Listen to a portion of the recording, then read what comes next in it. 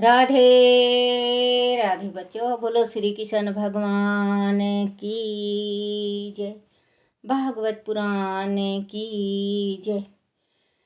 भागवत पुराण में श्री मद् भागवत महापुराण सुख सागर पंचम स्कंद पहला अध्याय राजा प्रियव्रत का चरित्र। बोलो श्री कृष्ण भगवान की जय। राजा परीक्षित ने श्री सुखदेव जी से पूछा, मुनिवर महाराज, प्रियव्रत तो भगवान के बड़े भक्त थे, फिर गृहस्थल आश्रम में उनकी रुचि किस प्रकार हुई? गृहस्थी में फंस जाने के उपरांत तो मनुष्य अपने वास्तविक स्वरूप को भूल कर कर्मों के बंधन में बंध जाता है। मुनि, इस बात का संदेह है कि महाराज प्रियव्रत ने अपने परिवार के मोह में पड़कर भी किस प्रकार से सिद्ध को प्राप्त किया होगा।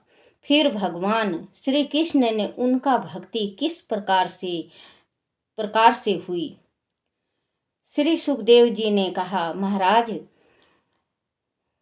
तुम्हारा कथन उचित है। जिस व्यक्ति के चित्त में प्रभु श्री हरि के चरण कमलों के प्रति आसक्ति होती है, उसका हृदय विघ्न बाधाओं के आने के बाद भी भगवान वासुदेव श्री कृष्ण की कथाओं को सुनने से नहीं अघाता।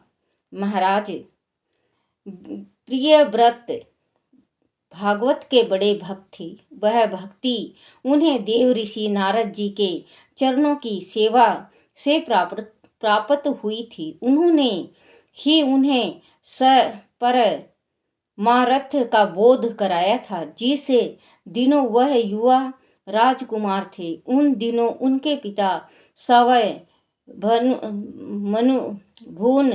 मनु ने उन्हें राज शासन और गृहस्थल आश्रम धर्म अपनाने के लिए आज्ञा दी थी।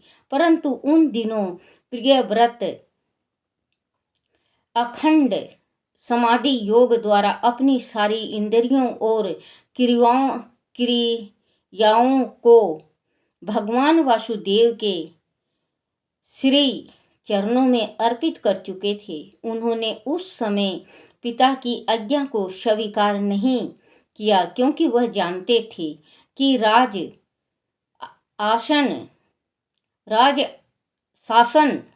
शासन और गृहस्थल जीवन अपनाने के बाद वह भगवान श्री हरि की एक ग्रसचित्त होकर भक्ति नहीं कर पाएंगे और परमार्थ के लक्ष्य को वह भूल जाएंगे।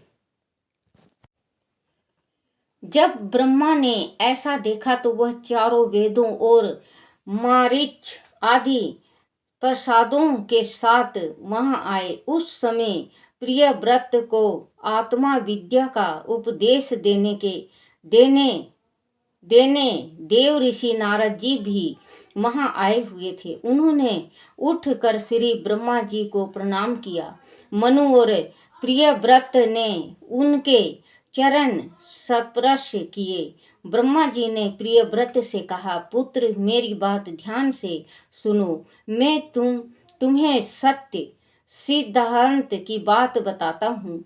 श्री हरि की जिस प्रकार कृपा होती है, वह प्रत्येक परिस्थिति में उनका स्मरण कर सकता है। मैं श्री महादेव, तुम्हारे पिता मनु, तुम्हारे यह गुरु श्री नारद भी अपने सभी कर्मों को करते हुए उन्हें श्री हरि की आज्ञा का पालन करते हैं। उनकी माया को कोई देहधारी नहीं भेद करता। उस अवस्था में बच्चों, जैसे ये ब्रह्मा जी समझा रहे हैं कि आप गृहस्थी और राज को भी राज करके और गृहस्थी बसा के भी भगवान को सुमर सकते हो।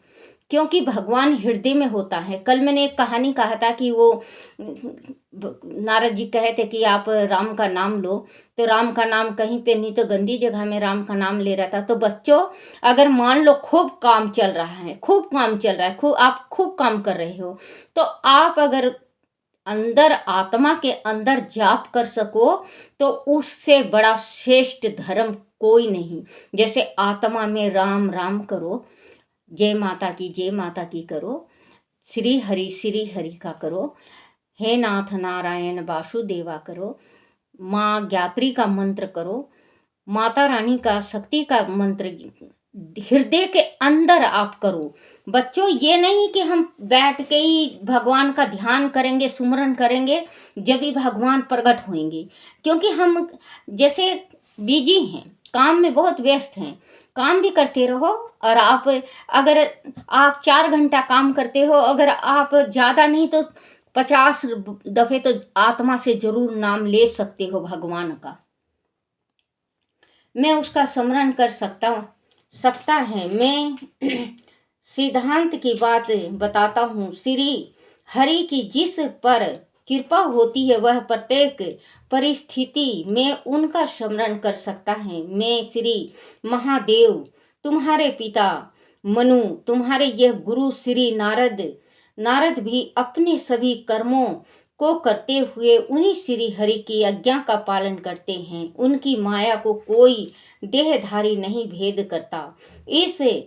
इस व्याकृत ईश्वर के विधान के अनुसार सभी जीव जन्म मरण शोक मोह भय सुख दुख का भोग करते हैं और अपने अपने कर्म करते हैं। जिस प्रकार रस्सी से बंधा हुआ पशु मनुष्य का बोझ ढोता है, उसी प्रकार परमात्मा की माया रूपी डोरी से जकड़े हुए सभी जीव उन्हीं की इच्छा के अनुसार कर्म में लगे रहते हैं। हमारे कर्मों के अनुसार ही परमात्मा हमें विभिन्न योनि में डालते हैं और उसी की व्यवस्था के अनुसार वह जीव अपने सुख दुख भोगता है। उनकी इच्छाओं का अनुसरण उसी प्रकार करना पड़ता है जैसे कोई अंधा व्यक्ति आंख वाले व्यक्ति के अनुसार चलता है।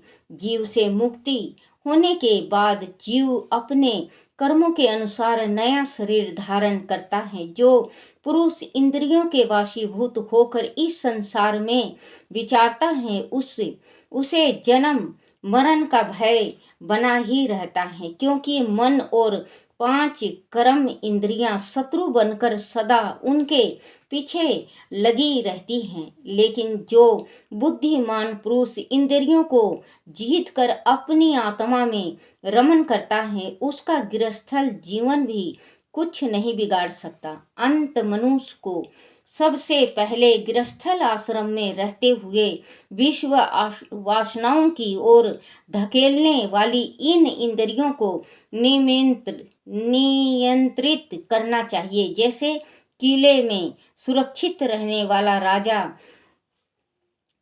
राजा प्रबल शत्रुओं को भी लड़कर जीत लेता है, उसी प्रकार गृहस्थल जीवन में रहने वाला व्यक्ति आत्मा संयम से अपने मन और इंद्रियों पर विजय प्राप्त कर सकता है। श्री हरि ने अपने चरण कमलों के आश्रित जिस किले में तुम्हारे हृदय को सुरक्षित रखा हुआ है, उसमें श्री हरि ने जो भोग तुम्हें दिए हैं, पहले उन्हें अच्छी प्रकार से भोगो और फिर उनसे निसंग होकर तुम अपने आत्मा स्वरूप में शीतल हो जाना। ये श्री सुखदेव जी ने कहा। राजन, जब श्री ब्रह्मा जी ने इस प्रकार प्रिय व्रत को ब्रह्मा जी ज्ञान दे रहे हैं कि आप पहले अपनी गृहस्थी का सुख भोगो, राज करो, फिर इसके बाद आप सारे चीजें करने के बाद निसंग होकर तुम अब उन्हें त्याग दो। त्यागने के बाद भगवान को आप याद करो। परमात्मा आपके हृदय में ही मिलेंगे। समय जब श्री ब्रह्मा जी ने इस प्रकार प्रिय व्रत को समझाया तो प्रिय व्रत ने जो आज्ञा कहकर आदर पूर्वक उनकी बात को स्वीकार कर लिया। तब सभी ने ब्रह्मा जी की विविध उपासना की। ब्रह्मा जी उन्हें आशीष देकर ब्रह्मलोक को चले गए। मनु ने प्रिय व्रत को राजपाट सौंप दिया और स्वयं तपस्या के लिए वन में चले गए। उधर प्रिय व्रत भी भगवान श्री हरि का ध्यान अपने मन में रख कर न्याय पूर्वक प्रजा का शासन करने लगा। गृहस्थल आश्रम में प्रवेश करने के लिए राजा प्रिय व्रत ने प्रजापति विश्वकर्मा की पुत्री बृहस्पति से विवाह किया। इससे प्रिय व्रत को 10 पुत्र की प्राप्ति हुई। वह सभी अपने पिता के समान ही शीलवान, कर्मनिष्ठा, रूपवान, पराक्रमी और अनेक गुणों से युक्त थे। प्रिय व्रत राजा को ऊर्जा स्वस्ति नामक एक कन्या भी प्राप्त हुई। उस राजा के पुत्र के नाम अंगीधर, मणिचय, यज्ञबाहु, महावीर, हिरण्य रेता, गृहपुष्टा, सावन, मेघातिथि, वीतहोत्रा और कवि थे। वह सभी नाम अग्नि के हैं। इन 10 पुत्रों में कवि महावीर और सामन निष्ठावान ब्रह्मचारी थे। उपनयन संस्कार के उपरांत मृत्यु उपरांत उन्होंने ब्रह्मचार्य का पालन किया था। वह बचपन से ही सन्यासी हो गए थे। उनके अखंड भक्ति योग से प्रसन्न होकर श्री हरि ने साक्षात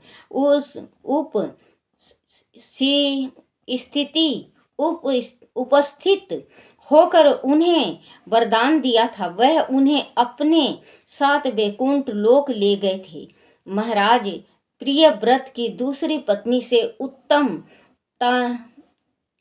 उत्तम तामस और रेवत नाम के 3 पुत्र उत्पन्न हुए थे, जो अपने युगों के आदिपति हुए। राजा प्रिय व्रत ने 11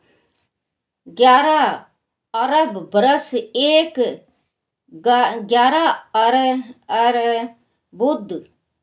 1 खरब 10 करोड़ बरस तक पृथ्वी पर शासन किया। बच्चों देखो इसने कितना साल गृहस्थी सुख बरता है।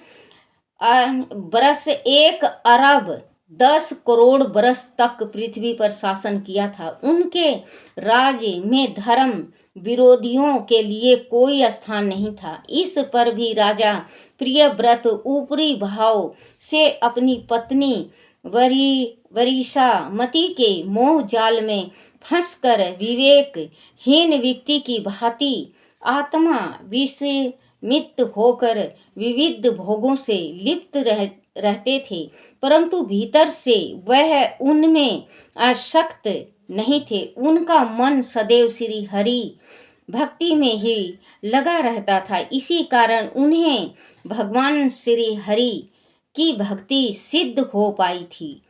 ये अपनी गृहस्थी भी चला रहे थे, राजपाट भी चला रहे थे, अपने बच्चों को भी देख रहे थे और बच्चों भगवान को हृदय में सुमरन कर रहे थे। एक बार राजा प्रियव्रत ने देखा कि सूर्य देव पृथ्वी के आधे भाग पर ही प्रकाश करते हैं और दूसरा आधा भाग रात्रि के अंधकार में डूबा रहता है। तो वह सूर्य के समान एक तेज सवी रथ में सवार होकर पृथ्वी की परिक्रमा करने यह कहकर निकल पड़े कि मैं रात को भी दिन बना दूंगा। ऐसा कहकर उन्होंने पृथ्वी की 7 परिक्रमा की।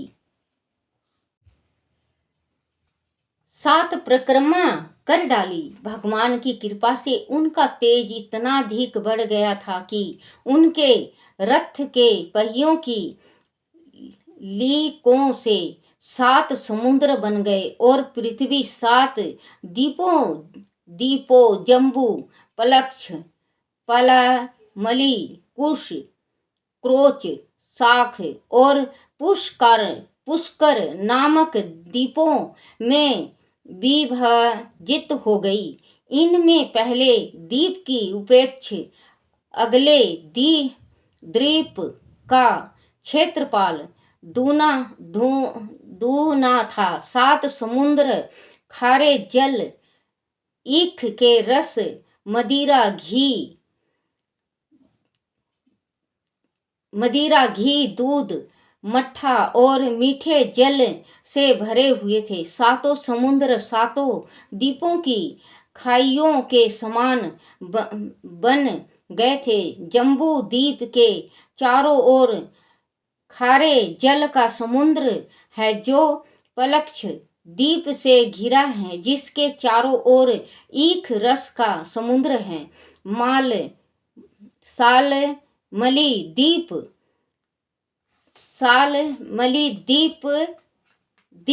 उसे घेरे हुए है। उनके चारों ओर मदिरा का समुद्र है। उसे घी से घिरा हुआ कुश द्वीप घेरे हुए है। फिर दूध से घिरा क्रोच द्वीप उसे घेरे हुए हैं। फिर मट्ठे से घिरा शाख द्वीप उसे घेरे हुए हैं। फिर उनके चारों ओर मीठे जल से घिरा पुष्कर द्वीप है। राजा प्रियव्रत ने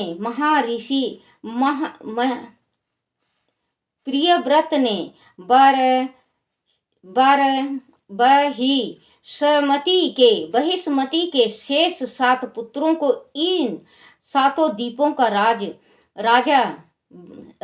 बता दिया गया था।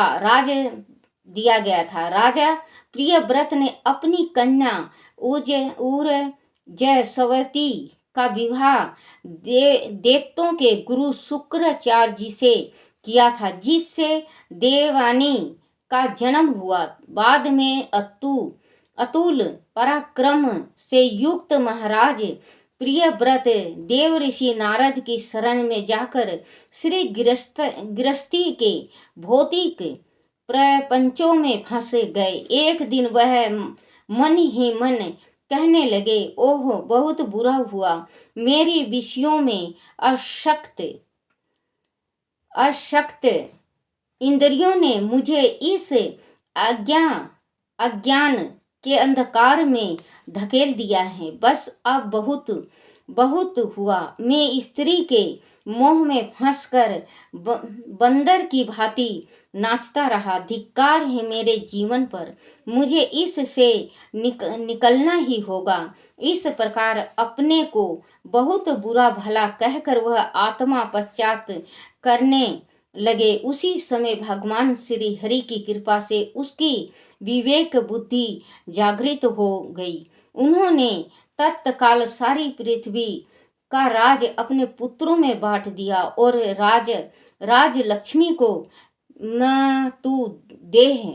मातु देह के समान त्याग दिया और श्री नारद जी द्वारा बताए मार्ग पर चलकर फिर से श्री हरि की भक्ति में लग गए।